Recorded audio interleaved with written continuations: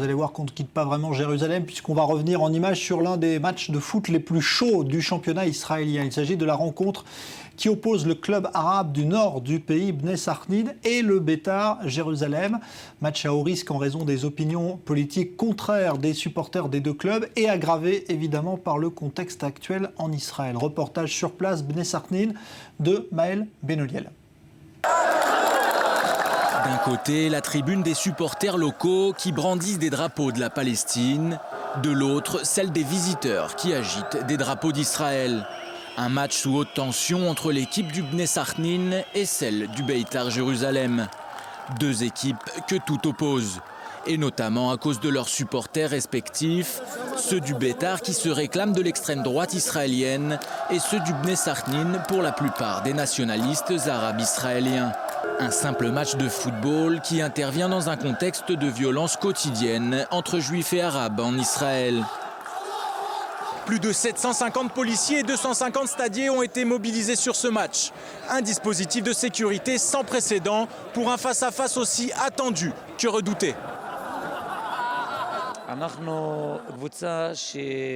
Nous sommes un club qui représentons presque 25% de la population arabe en Israël.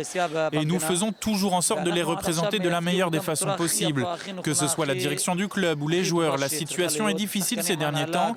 Et j'espère que tous ensemble, nous parviendrons à surmonter tout ça.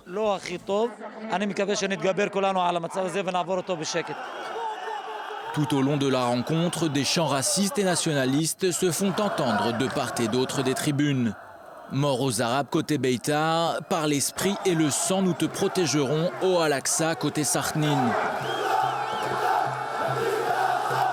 Malgré la présence de nombreux drapeaux palestiniens dans les travées du stade, le maire de Sakhnin, Mazen Genaïm, et ancien président du club, préfère pourtant mettre en avant un message de coexistence entre deux peuples. Je ne comprends pas pourquoi nous faisons de ces drapeaux toute une histoire. Quand Abou Mazen rend visite à Bibi Netanyahou, je vois des drapeaux de la Palestine à côté des drapeaux israéliens. Et c'est ce qui est important en fin de compte, deux pays pour deux peuples. Des propos soutenus par ce supporter juif de Sakhnin. Écoute, moi je suis supporter de Sakhnin, car pour moi, ce club reflète la coexistence. À la 39e minute, le sport reprend le dessus pour quelques instants seulement. L'équipe de Sakhnin, avant-dernière du championnat avant le match, parvient à ouvrir le score contre le cours du jeu.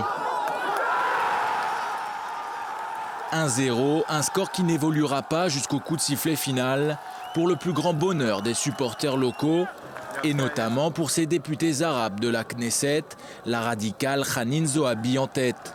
Sollicités, ils ont refusé de répondre à nos questions. Même défiance de la part des supporters du Beitar, probablement échaudés par la défaite de leur équipe, ils vont même plus loin.